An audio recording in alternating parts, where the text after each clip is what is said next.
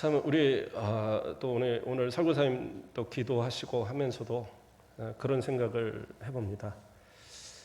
제가 우리 교회 온 지 이제 뭐 한 3년 하고 좀 더 됐어요. 3년 하고 조금 더 됐는데 한 몇 개월 됐는데 제가 뭐 우리 교회에서 100년 막 이런 거 얘기해도 별로 감동이 없을 것 같아요. 근데 우리 권사님이 100년이 넘는 교회에 딱 그 기도를 하시는데 가슴이 막 뭉클하더라고요. 야, 이게 역시 인생을 살아오신 우리 권사님들 또 집사님들 우리 교회를 지켜온 분들에 대한 그런 힘이구나 이런 생각이 들어요. 예전에 어떤 목사님이 그 얘기를 하시더라고요. 자기가 그 영락교회 그 기도원에 가서 이렇게 설교를 하는데 성도들이 막 은혜 받고 아멘 아멘 하고 막 되게 좋았대요.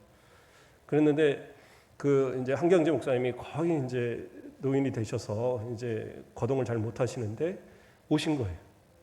그래갖고 오셔갖고 딱 그 한마디를 이렇게 하시면서 예전에 우리 교회를 지을 때 딱 이 얘기를 하시는데 성도들이 바로 그 우리 권사님들이 순손건을 딱 꺼내기 시작하면서 그때 우리가 이 벽돌을 하나 우리를 떼고 이럴 때 바로 막 눈물을 펑펑 흘리면서 한 3마디 하셨는데 다 울음바다가 돼버리더래요. 예. 그게 이제 그 인생을 함께 공유하고 오랫동안 그 하셨던 그것들을 다 같이 기억을 갖고 있기 때문에 그 한마디가 그냥 말 안 해도 그 한마디에 무슨 말을 하고자 하는지 또 그 말이 어떠한 의미인지를 알기 때문에 그냥 다 눈물바다가 되는 그러한 모습들이 아니었나 생각을 합니다. 저는 그래서 우리 권사님들 자주 이렇게 해도 참 좋겠다. 예, 우리 또 나이 드신 우리 장로님들, 집사님들 또 이렇게 자주 해도 좋겠다. 그렇죠? 예, 오늘 저 뒤에 우리 강호 집사님 또 막 그 연설을 하시고 예, 그것도 다 좋아요. 다 좋은 얘기들 하시고 계시겠죠. 예, 우리 목사님 좋다는 얘기 하실 거고 다 좋은 얘기. 그래서 이 어른들이 계신다라는 거 참 좋은 겁니다. 예. 근데 젊은 사람들은 항상 생각할 때 젊은 것을 더 생각하고 젊은 뭔가가 더 많이 활기차져야지만 좋은 것이다 생각하기 좋은데 그것이 이제 서로 조화가 되어야 되겠죠. 우리 어른들의 그러한 많은 지혜와 또 삶의 연륜과 그 다음에 신앙의 그러한 연륜들이 이제 젊은 그 패기와 함께 다 어우러져서 그렇게 교회가 또 앞으로의 10년, 20년, 또 100년을 만들어가는 그러한 원동력이 될 겁니다. 저희 교회는 그러한 저력 있는 교회고 또 기도하시고 한 그러한 것처럼 또 수많은 사람들을 이 나라와 이 민족을 세계를 책임져가는 그런 교회로 또 많은 선교사들을 파송하고 많은 교회들을 세우고 많은 이들을 주님 앞에 그런 감동해가는 그런 교회로 만들어가는 우리들이 되기를 주님의 이름으로 축복드립니다. 말씀을 들어가겠습니다. 오늘 말씀의 제목은 형통한 날, 그 곤고한 날, 그러니까 형통과 공고에 대한 이야기를 나누고자 합니다. 예전에 어떤 TV 프로그램에서 그러한 내용이 있었어요. 점쟁이들에 대한 이야기를 이렇게 하는 프로그램이 있었습니다. 그런데 어떤 사람이 이제 와서 그 점쟁이 하나한테 물어보는 겁니다. 제가 종교가 필요할 것 같은데 어떠한 종교를 믿어야 되겠습니까? 이렇게 물어보는 거예요. 그러니까 점쟁이한테 종교를 물어보니까 점쟁이도 당황했는지 모르겠는데 점쟁이가 하는 말이 불교나 카톨릭 중에 하나 믿으면 어떨까? 그렇게 얘기를 하는 거예요. 그러니까 카톨릭이라고 하니까 뭐 천주교를 얘기하는 게 아니라 그 사람들 생각에는 그냥 다 기독교면 다 카톨릭인 거예요. 그러니까 불교나 카톨릭 중에 하나 믿으라고 그러니까 그 사람도 당황스러운 거예요. 아니 두 종교가 서로 완전히 다른데 어떻게 그거 둘 중에 하나를 믿으라고 얘기를 하십니까? 그랬더니 어느 거나 믿으면 다 좋은데 가족들이 믿는 거 믿어 그러더라고요. 가족들이 믿는 거. 그러니까 점쟁이라고 해서 모든 걸 다 말할 수는 없고 인생의 모든 걸 다 이렇게 이야기해 줄 수는 없어요. 또한 만약에 그 점쟁이가 진짜 용해서 앞으로의 일을 뭔가를 맞춰주고 이야기할 수 있다고 해도 그건 우리 성도들이 관심을 갖거나 생각해서는 안 되는 것들. 왜냐하면 하나님께서는 그러한 미래에 대한 것들을 점쟁이를 통해서, 무당을 통해서, 박수를 통해서 그러한 일들을 점치는 일을 하나님은 결코 허락하지 않으시고 그것을 상당히 싫어하시는 하나님이시거든요. 신명기 18장 13절에서 14절 말씀을 보면 너는 내 하나님 여호와 앞에서 완전하라. 내가 쫓아낼 이 민족들은 길흉을 말하는 자나 점쟁이의 말을 듣거니와 내게는 내 하나님 여호와께서 이러한 일을 용납하지 아니하시느니라. 뭐라고 그러세요? 예.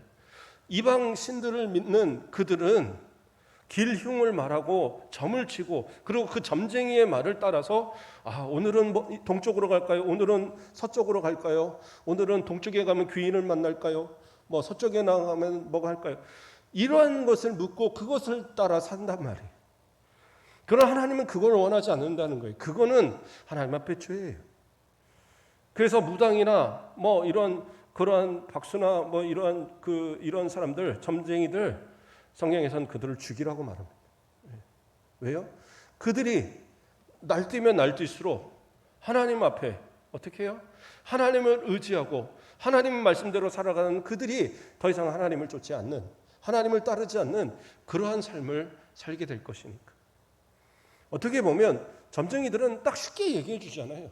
이렇게 해, 저렇게 해, 이러면 안 돼. 그러나 그러한 것이 정답은 아니에요.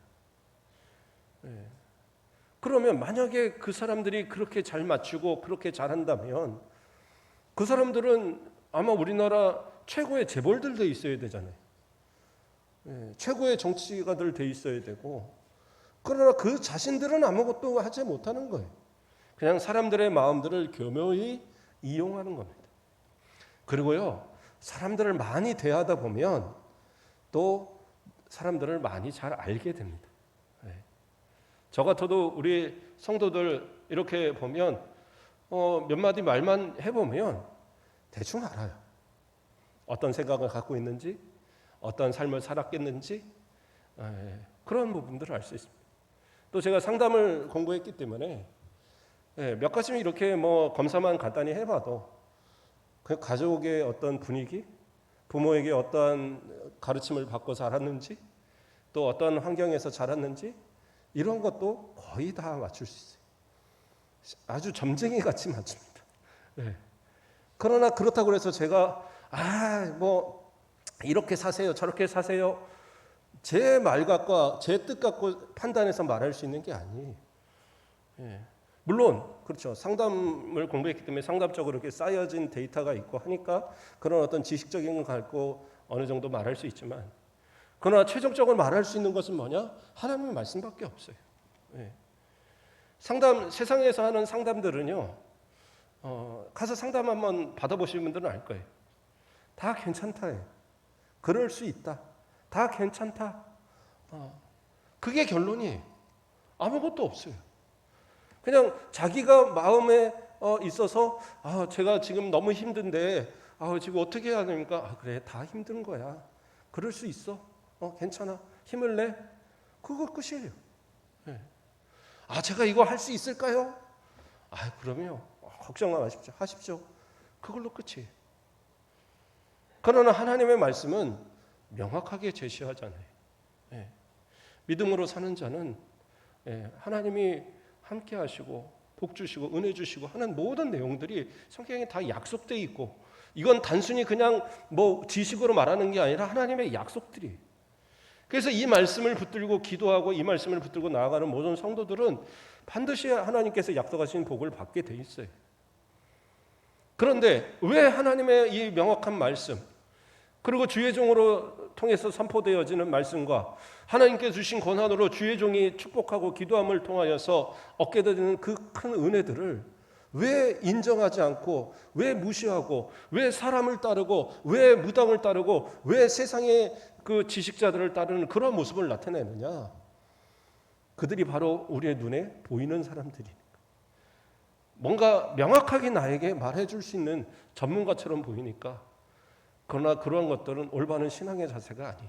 특히 무당이나 뭐 이러한 점쟁이들 따르는 거 정말 무지한 행동입니다. 어떤 상황이 돼도 그러한 사람들 따라서는 안 돼요. 만약에 어떤 사람이 아주 복권을 정확하게 맞추는 사람이 있어요. 그냥 딱 그 사람이 몇 번 하면 잘 맞아요. 그러면 그 사람한테 가서 복채를 주고 다음 그 번호를 알려주십시오 해서 내가 그 번호를 받았다. 그게 올바른 모습입니까? 그건 아니에요. 뭐 몇 억짜리 몇십억짜리 그 복권을 당첨하는 번호를 내게 알려준다고 해도 그것이 무당이고 그것이 점치는 자의 말이라면 그건 듣지 말아야 돼. 왜요? 하나님이 그건 아니라고 그러셨잖아요. 그러므로 우리는 어떻게 해요? 그러한 어떤 세상적인 것에 의지하지 말아야 돼. 사람들이 결국에 의지하는 이유는 미래에 대한 불확실함, 내가 도저히 잘 미래에 대한 어떤 확신이 없으니까 그런 확신을 위해서 쫓아가고, 또 때로는 그 책임을 면하기 위한 거죠. 내가 이렇게 안 되고 뭐가 잘 안 되는 것이 내 잘못이 아니라 뭔가 다른 이유가 있기 때문이 아닌가, 그것을 자꾸 찾는 거예요. 그러니까 심지어는 뭐 무당이 가서 뭐 누구하고 같이 하면 삼재가 들어. 난 삼재가 아직도 뭔지 잘 모르겠는데 누가 죽어나가고 뭐 그런다는 거예요. 그러면 생각해 보세요. 가족 중에, 친척 중에 안 죽은 사람이 어디 있어요? 누군가는 다 죽어요. 교통사고가 얼마나 많이 일어나고 비행기가 떨어지고 전쟁이 나고 죽는 사람들이 얼마나 많아요. 그런데 내 가족 중에 누가 죽었다, 그래서 꼭 그것이 무슨 재앙이다? 그런 일은 없어요. 그럴 수는 있지만, 그런 어떤 일이 일어날 수는 있지만, 그것이 어떤 무슨 뭔가를 내가 정성을 덜해서, 아니면 무슨 내가 뭐 귀신이 장난을 쳐서 그래서 그렇다, 그런 건 전혀 없단 말이에요. 그런데 교묘하게 그것을 이용해서 말하는 그들에게 속아서 그래 이러한 어떤 어려움들이 오는 거 이런 건 내 책임이 아니지, 그냥 그 마음의 위안 받으려고 그러한 것들, 그러한 어떤 모습들. 그래서 심지어는 점쟁이가 네 부모 가까이 하면 너 뭐 안 좋아, 그럼 부모하고 단절해버리고, 부인하고 서로 궁합이 안 맞아, 그러면 이혼해버리고, 결혼을 앞두고 있는 분들이 가갖고 해서 하면 헤어져버리고, 이런 말도 안 되는 행동들을 하는 그러한 모습이, 이러한 무지한 삶을 사는 사람들이 세상에 속한 사람들이. 그러나 하나님의 사람들은 그런 것에 연연하지 않습니다. 왜요? 미래는 우리에게 달린 것이 아니라 하나님께 속한 거예요. 하나님께서 그 모든 것을 다 주관하시는 거지, 우리가 그것을 알고자 하고 뭐 노력하고 하는 그 자체가 우리에게는 잘못인 거예요.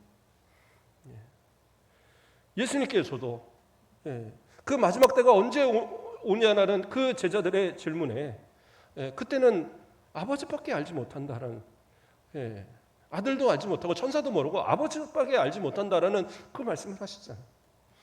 예수님이 몰라서 얘기를 하십니까? 아니요. 그 모든 주권이 하나님께 있음을 예수님도 인정하시는 거예요. 저와 여러분의 삶에 있어서 미래에 대한 것들, 그래요, 준비는 해야 되겠죠. 그래서 저금도 하고 또 보험도 들고, 그렇죠? 그런 여러 가지를 준비를 하지만, 그러나 내 미래에 대해서 내가 그것을 어떤 바꿀 수 있는 힘, 그건 없는 거예요.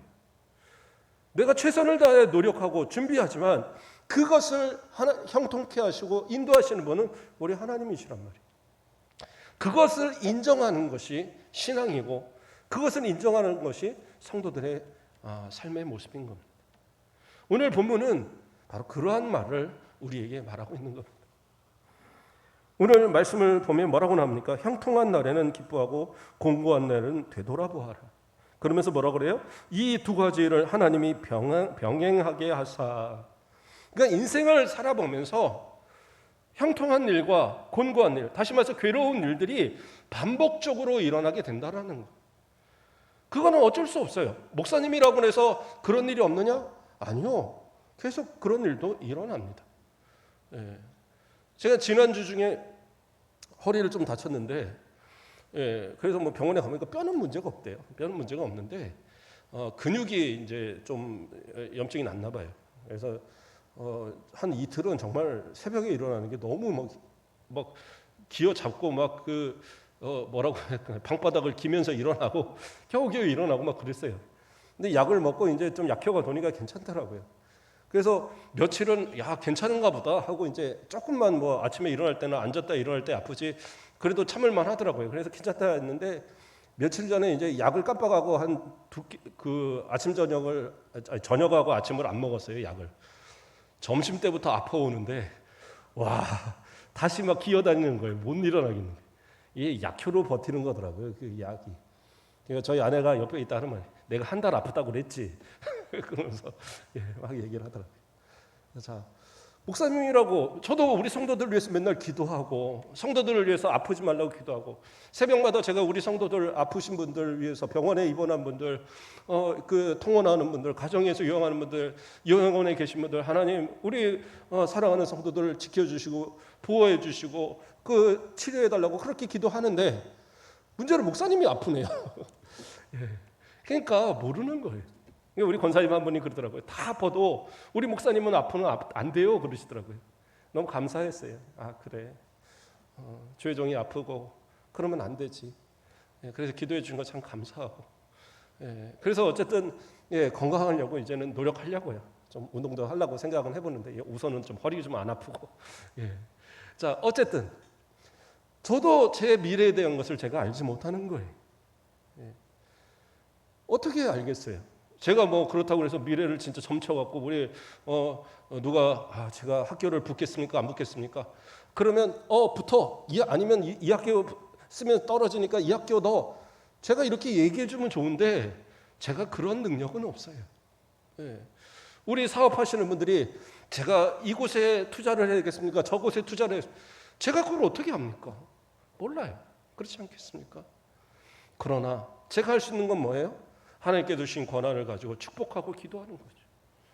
하나님께서 우리 권사님들, 우리 집사님들, 우리 장로님들, 우리 모든 성도들이 올바른 선택하고 그 길을 하나님 올바로 가게 하시고 또 질병 가운데도 하나님 빠른 치료하게 하셔서 그 의사의 손을 하나님 붙들어 주셔서 의사도 깜짝 놀랄 만한 하나님의 역사를 일으켜 달라고 기도하는 거죠. 그래서 하나님이 그 치료의 역사를 바르게 하고 그 선택이 올바른 길로 나아가게 하고 하나님의 주시는 은혜를 구하고 또 하나님 그렇게 응답하여 주시겠죠. 그렇다고 해서 그러지 않는다고 해서 그러면 하나님이 우리 성도들을 미워하시고 목사님이 능력이 없는 거냐? 그게 아니다라는 거예요. 뭐예요? 곤고와 이 형통이 반복하여 일어난다는 거예요. 왜 그렇게 하느냐? 뭐라 그래요? 그 뒤에 그 장래를 능히 헤아려 알지 못하게 하리라. 그러니까 만약에 내가 장래일을 다 안다. 그래서 아무런 걱정이 없다. 내가 땅을 사면 땅이 무조건 다 오르고 내가 어디다 투자하면 거기서 막 배로 막 얻고 내가 사업을 하면 사업이 막 확장돼 갖고 막 몇백억짜리 사업이 돼 버리고 그러면 과연 하나님 잘 믿을까요? 아마 안 믿을 거요. 물론 대기업 회장들 이런 사람도 신앙생활을 잘하고 좋은 사람들이 있어요. 그럼 그 사람들은 어떻게 믿어요? 그 사람들은 그 어려운 시절에도 하나님을 의지해 왔기 때문에 그 위치까지 올랐을 때도 하나님을 의지하지 않으면 안 된다는 사실을 알고 있기 때문에 그러는 거예요. 그러나 처음부터 막 모든 게 잘 되고 막 풍요롭게 산 사람들은요 하나님 잘 안 믿어요. 요즘의 젊은 세대들이 왜 하나님을 잘 안 믿고 왜 떠나는 줄 아십니까? 그들에겐 풍족하였거든. 모자람이 없었거든. 왜요? 자랄 때 옛날에 한참 아기들 많을 때는 어떻게 해요?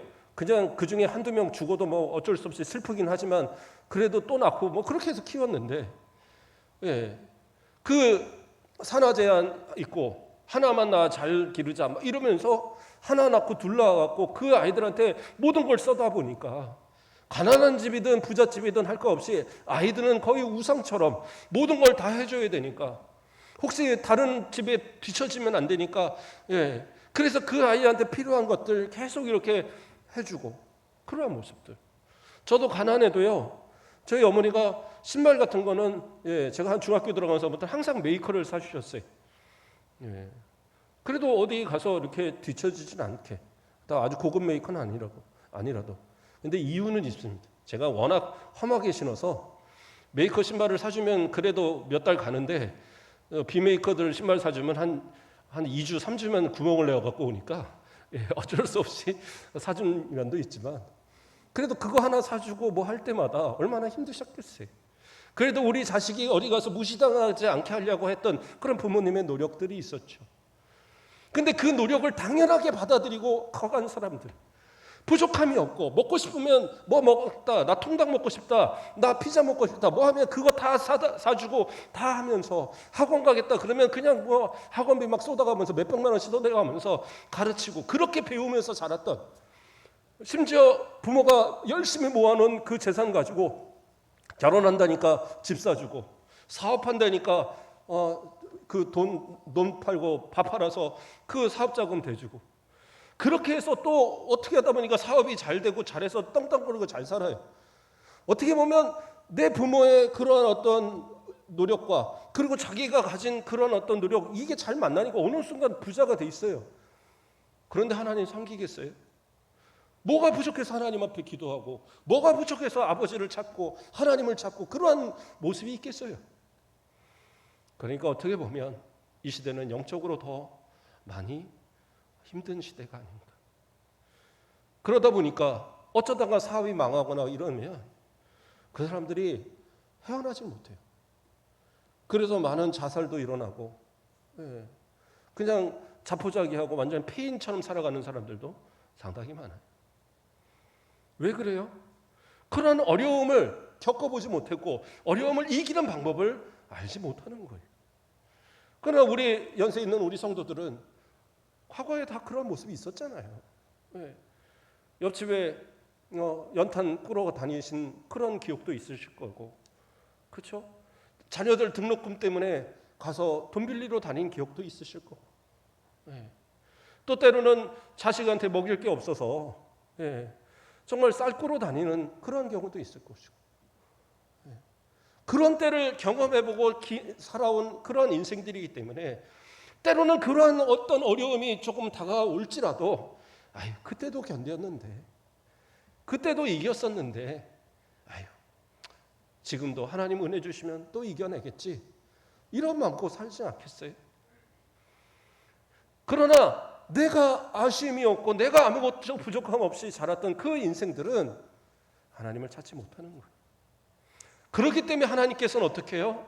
그러한 형통과 곤고를 병행하게 하셔서 그들이 장래의 일을 자신이 자신하지 못하고 하나님을 찾고 하나님을 의지할 수밖에 없도록 만드시기 위해서 그것을 허용하신다라는 거예요.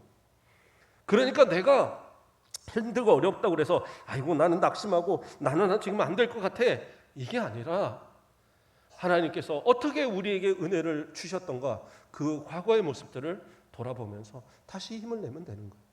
그래서 오늘 본문에서 뭐라고 그랬어요? 곤고한 날에는 되돌아보아라. 무엇을 되돌아보라는 거예요? 인생을 되돌아보라는 거예요. 지금 이 전도서는 누가 쓴 겁니까? 솔로몬이 썼거든요. 잠언은 솔로몬이 한창 왕성할 때, 지혜로 왕성할 때 쓴 그런 것이 잠언이에요. 그러면 전도서는 언제냐? 인생의 황혼기에, 우리 권사님들처럼, 우리 연세 많은 집사님들처럼, 장로님들처럼 그런 황혼기에 쓴 그러한 거예요. 인생을 다 살아보고 돌아보니까 인생에 참 허무한 것도 많았고 내가 그렇게 붙들었던 것들이 별거 아닌 것도 너무 많았고 때로는 그렇게 괴롭고 힘들었던 순간에도 결국에는 하나님께서 그것을 통해 다시 이기게 하시고 다시 형통의 날을 주시는 은혜가 있더라. 이러한 체험과 이러한 삶의 어떤 경험을 가지고 이것을 기록하는 것이 바로 이 전도서란 말이에요. 그래서 어떻게 보면 잠언만 보면 대단히 막 은혜롭죠. 더 이렇게 하면 잘 살고 이렇게 하면 벌 받고 정말 이렇게 하면 형통하고 아주 답이 딱딱딱 나오는데 전도서는 뭐냐?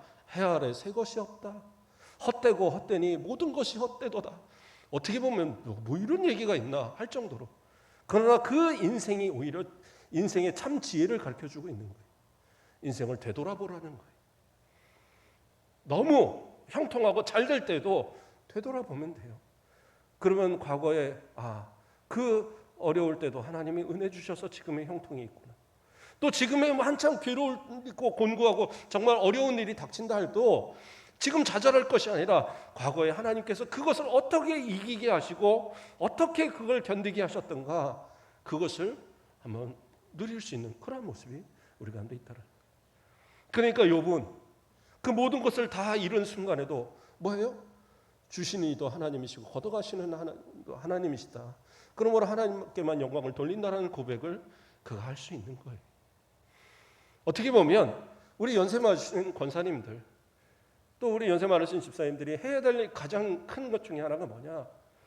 인생의 그런 어떤 지혜, 삶의 그 돌아볼 수 있는 그 지혜들을 우리 후손들에게 가르쳐 줄 필요가 있어요. 단순히 그냥 인생에 있어서 이렇게 하니까 잘 되더라, 이럴 때는 이렇게 해라, 이것을 말하는 게 아니라 신앙의 어떤 그러한 경험들, 정말 힘들 때는 기도해야 된다. 정말 어려울 때는 주님 찾아야 된다. 아버지 찾아야 된다.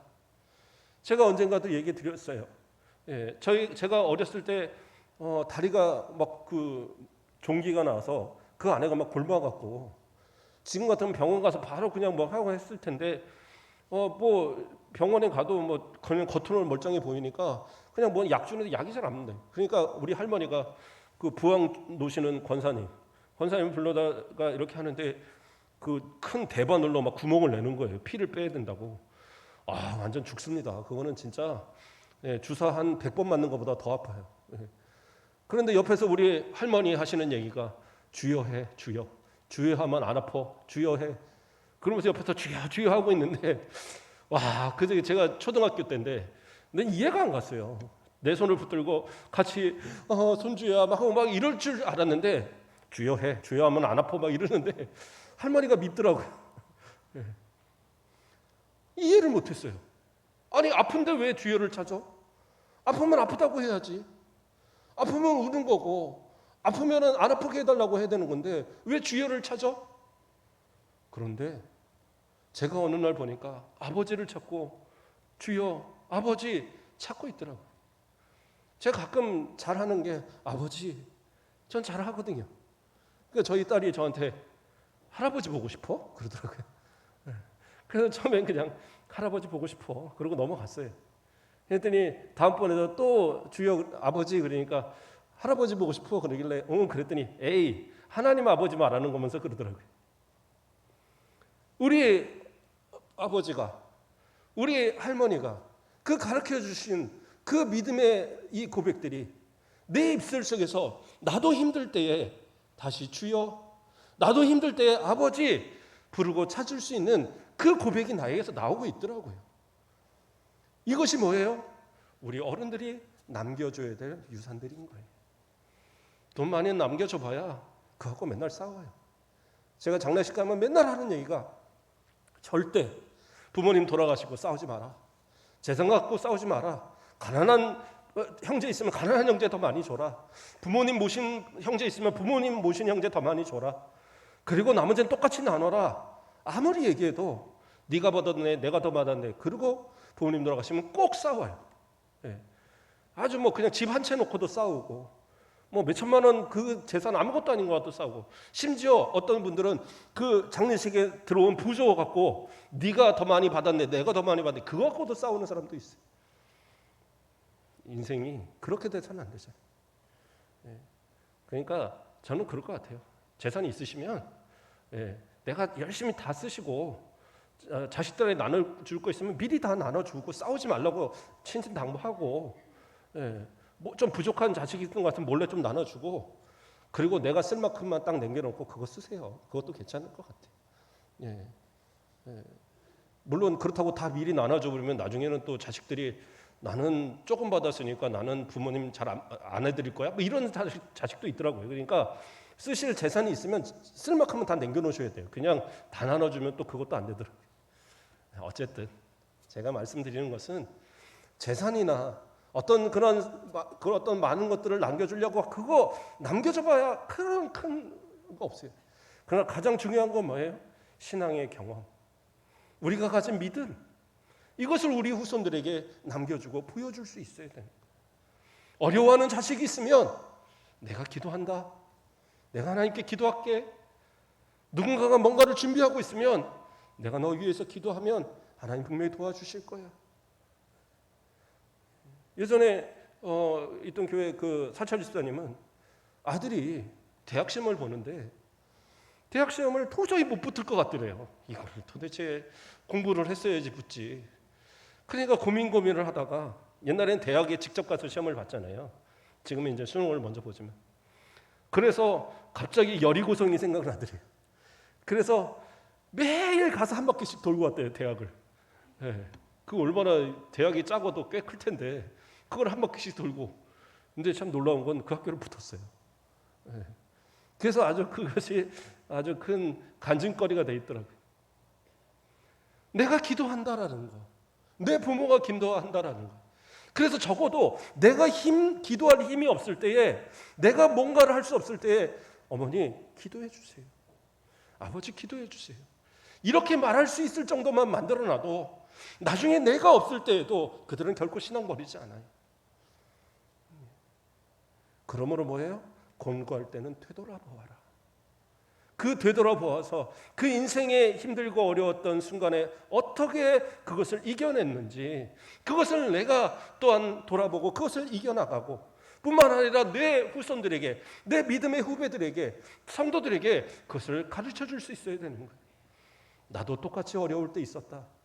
그런 하나님께 기도하니까 하나님이 도와주셨다. 나도 그렇게 어려울 때에 말씀 붙들고 기도했더니 그 말씀으로 인해서 나는 이겼었다. 그러한 것들을 나눠주고 가르쳐줄 수 있는 그런 신앙의 모습들. 그게 신앙의 어른들의 모습인 거예요. 또 그러한 어떤 일들이, 어려움이 오고 곤고한 날이 올 때 그때는 또 어떻게 해야 되느냐. 인간적인 그러한 방법을 사용해서는 안 됩니다. 사람들이 막상 어려움들이 닥치면은요, 하나님을 찾고 주님을 의지하는 게 아니라 인간적인 방법을 먼저 찾으려고 해요. 왜 인간적인 방법을 먼저 찾으려고 하느냐? 하나님께 기도해서는 그것이 지금 명확하게 내게 들려오지 않거든. 사울 왕이요, 이스라엘 초대 왕이었잖아요. 그가 왕이 되고 나서 그 온 지역에 있는 무당들 싹 쓸어버렸어요. 점쟁이들 다 쫓아내버렸어요. 왜? 나는 하나님만 믿고 믿음으로 살 거야. 근데 문제는 그가 믿음이 없어지니까, 그가 신앙에서 낙오가 되니까 그때부터 하나님 앞에 뭔가를 얻으려고 해도 하나님의 응답이 주어지지 않는 거예요. 그러면 어떻게 되겠어요? 우리 성도들 가면 어떻게 하겠어요? 하나님께서 하나님 앞에 기도하는데 하나님의 기도의 응답이 주어지지 않을 것 같고, 하나님께서 어떤 뭔가에 대한 확신을 주지 않으면 우리 성도들은 어떻게 하겠어요? 그럴수록 더 기도해야죠. 더 하나님 앞에 매달려야죠. 그렇지 않겠어요? 저희가 어렸을 때 시장을 가보면, 요즘엔 그런 모습 없는데 옛날에는 뭐냐면 그 젊은 아줌마들이 가면서 너 따라오지 마, 집에 따라오지 마, 막 이러면 애기들이 엄마 하면서 막 쫓아가요. 뭐 대부분 뭐예요? 저거 나 하나 사줘 그랬는데 안 돼 그러면 그 앞에서 하고 막 떼쓰면은 너 오지 마, 너 내 딸 아니야. 그래 버리면 그때부터 엄마 하고 막 난리가 나죠. 엄마 나 집에 꼭 데려가야 돼. 나 버리면 안 돼 막. 그게 너 안 돼. 너 버릴 거야. 진짜 너는 내 자식 아니야. 그래서 그런 거예요? 아니잖아요. 깨달으라는 거잖아요. 때로는 하나님께서 우리에게 곤고한 때를 주시는 이유는 뭐냐? 깨닫게 하기 위함이거든요. 내 죄를 깨닫고 회개하고 하나님 앞에 돌이키라고 그러는 건데, 그러면 어떻게 해요? 끝까지 용서받을 때까지 매달려야죠. 다윗도 하나님 앞에 회개할 때 정말 눈물이 한없이 흘러서 막 침상을 띄울 정도로, 과정법이긴 하지만 그렇게 막 울면서 회개하니까 하나님 그러니까 용서하시는 거예요. 그런데 사울왕은 어떻게 해요? 하다 한다 안 되니까 엔돌에 신접한 여인을 찾아가요. 결국엔 무당을 찾아가는 거예요. 점쟁이를 찾아가는 거예요. 이게 인생에 믿음 없고 신앙 없는 사람들의 말로예요. 왜요? 손쉬운 방법을 자꾸 찾는 거죠. 그러나 그런 모습이 돼서는 안 되는 거예요. 신앙인들은 아무리 힘들어도요, 어려워도 그러한 모습에 있어서 현혹되면 안 돼요. 제가 언젠가도 설교 드렸었지만 베드로와 가룟 유다가 있어요. 제가 볼 때는 둘 다 50보 100보예요. 가룟 유다는 예수님을 팔아먹었고, 그렇다고 예수님을 십자가에 못 박으라고 파는 거 아니에요. 가룟 유다가 생각할 때는 그냥 매 몇 대 맞고, 그리고 감옥에 잠깐 들어갔다가 그렇게 해서 풀려나겠지, 그리고 은삼십에 파는 거예요. 베드로는 어떻게 해요? 오히려 베드로는 예수님 잡혀가면 죽을 것 같은 걸 알면서도, 그러면서도 예수님 막 잡히시고 그 고난 당했을 때 나는 예수님 몰라 부인하고 도망갔어요. 몇 번? 3번이나. 그러므로 50보 100보예요. 그런데 어떻게 해요? 베드로는 그리고 도망갔고, 그리고 예수님 부활하실 때까지 그냥 한쪽에 숨어서 있었어요. 그런데 가룟 유다는 어떻게 해요? 후회했어요. 나 때문에 예수님이 죽게 되었구나. 그래서 예수님 아무 죄 없다, 살려달라 해서 그 돈을 대제사장한테 돌려주러 가잖아요. 그런데 어떻게 합니까?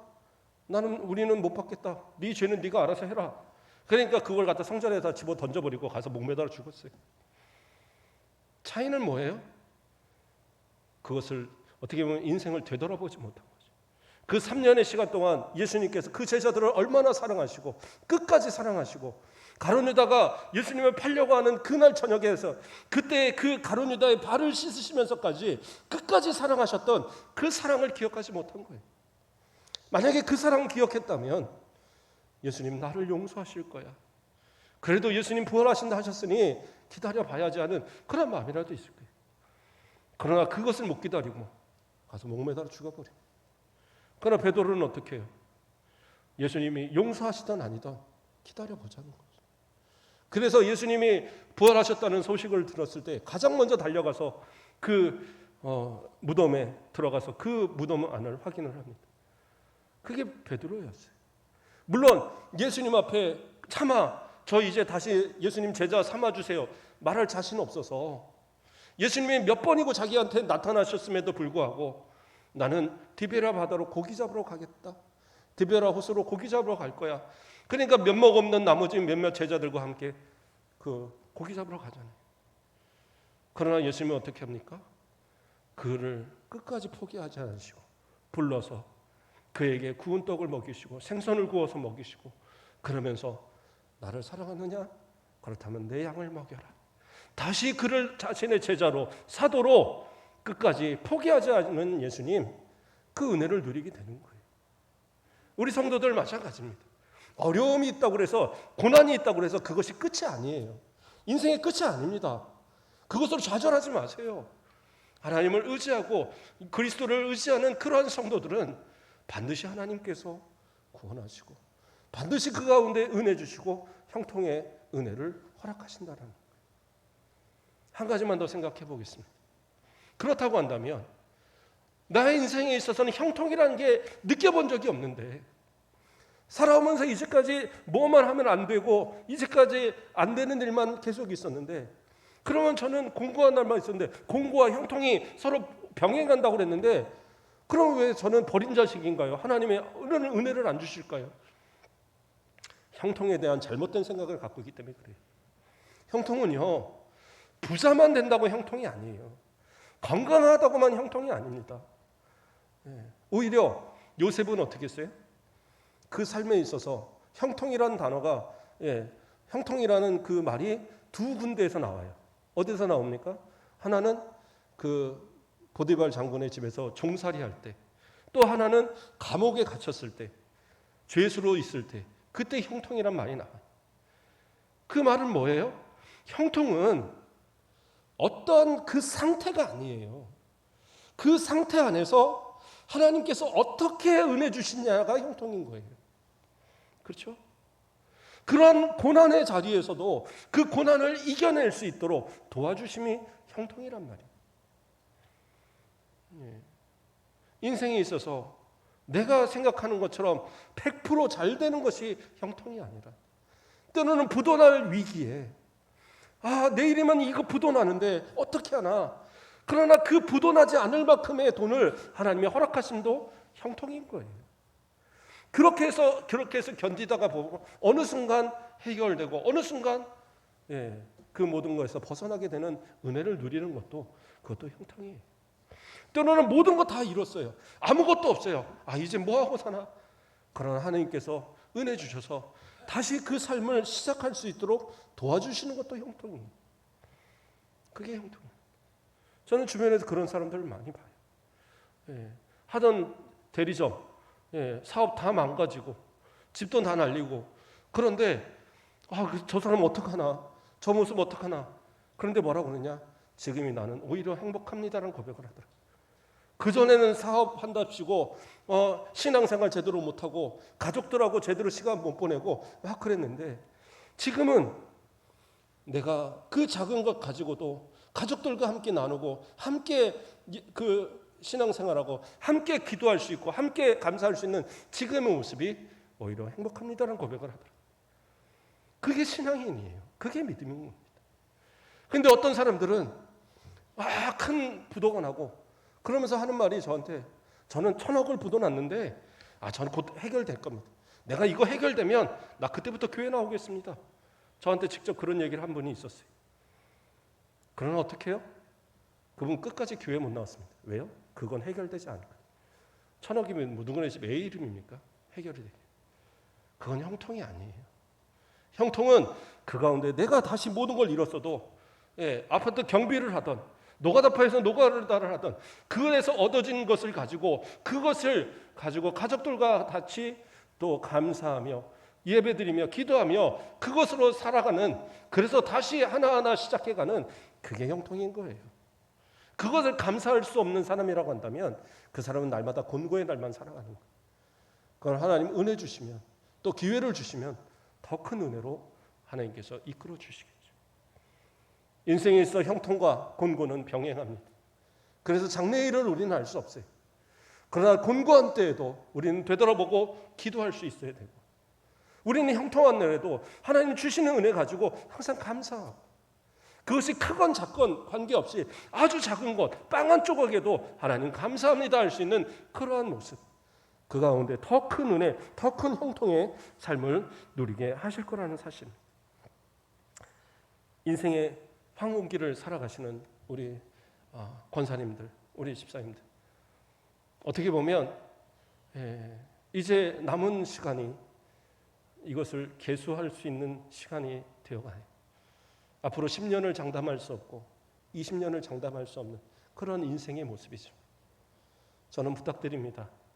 우리 믿음의 후배들에게 나의 인생의 경험 무엇보다도 신앙의 경험을 남겨주어서 작은 일에 불평하고 하나님을 원망하는 것이 아니라 그 가운데서도 하나님을 의지하고 되돌아보고 감사하고 작은 형통에도 하나님 앞에 영광을 돌릴 수 있는 그런 삶의 그러한 모습들을 남겨주어서 정말 우리 권사님들 기도하시는 것처럼 앞으로의 100년을 이 기회를 지켜갈 그런 믿음의 후배들 되도록 또 가정에서도 우리 믿음의 자녀들에게 하나님의 주신 형통이 무엇인가를 바로 깨닫게 하고 하나님 앞에 곤고할 때 어떻게 신앙생활을 해야 되는지를 알려줘서 자선만대에 하나님의 복이 떠나지 않는 귀한 가정 만드시는 우리 모든 어른들 또 우리 모든 성도들 되길 주님의 이름으로 축복드립니다. 기도하겠습니다. 사랑의 하나님 감사를 드립니다. 우리를 사랑하여 주시고 오늘도 하나님의 은혜로 또 이렇게 1여전도회 2여전도회 헌신예배로 함께하게 하심을 감사를 드립니다. 공고한 날도 형통한 날도 계속 병행하여 반복되어 이루어지지만 그 어느 때도 하나님 앞에 감사를 잊지 아니하고 그 어느 때도 낙심하지 않고 오직 주님의 은혜 가운데에 믿음으로 승리하는 우리 모두를 되도록 인도하여 주시옵소서. 감사합니다. 예수 그리스도의 이름으로 기도드립니다. 아멘. 정가 190장 부르겠습니다. 190장.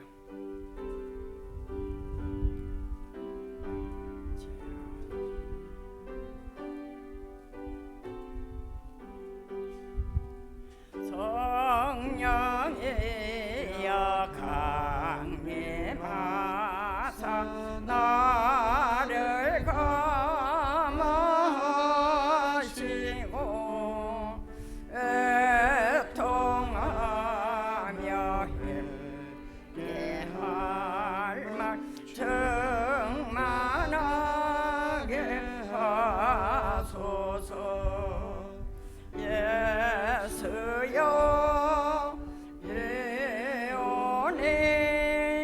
나의 기도 들으사 애통하며 회개할 말 충만하게 하소서. 성령이여 강림하사 그 생권능 주옵소서. 원하옵고 원하오니 충만하게 합소서. 예수여 비오니 나의 기도 들으사 애통하며 회개할 말 충만하게 합소서. 힘이 없고 연약하나 엎드려서 비오니 성령 강림하옵소서. 충만하게 하소서. 예수여 비오니 나의 기도 들으사 애통하며 회개한 맘 충만하게 하소서. 정케하고 위로하사 복을 받게 하소서. 충만하게 하시오니 무한 감사합니다. 예수여 비오니 나의 기도 들으사 애통하며 회개한 맘 정하게 하소서. 아멘. 기도하겠습니다. 사랑하는 하나님, 감사를 드립니다. 오늘도 주님 앞에 나와 감사와 찬송으로 영광 돌리며 말씀으로 은혜 받고 또 예물을 구별하여 하나님 앞에 감사로 드리게 하심을 감사드립니다.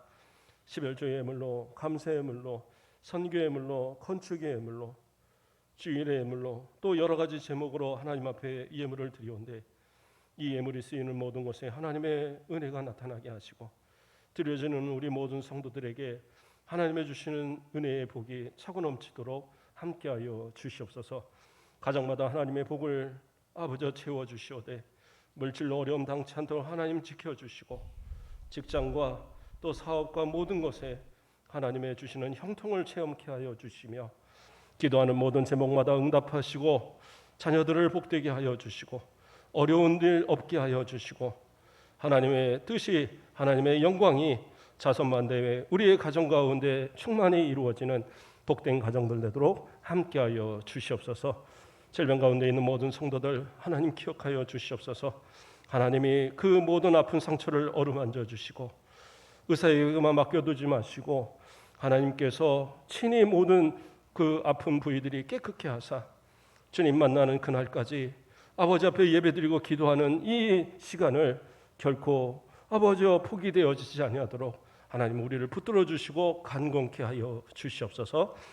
우리 순천각교회를 사랑하여 주시고 우리 많은 어른들이 있는 우리 교회, 오랜 시간 이 교회를 지켜온 우리 어른들의 이 기도가 앞으로도 정말 이 순천 가곡교회를 앞으로의 100년을 또 다시 힘있게 나아가는 원동력이 되게 하시고, 우리 모든 성도들이 한마음 되어져서 이 지역과 이 나라 세계를 복음으로 책임져가는 복된 이 마지막 시대에 주님께서 사용하시는 복된 교회 되어지도록 축복하여 주시옵소서. 감사합니다. 예수 그리스도의 이름으로 기도드립니다. 아멘.